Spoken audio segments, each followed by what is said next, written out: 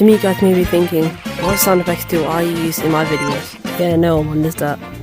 But anyway, here they are. What?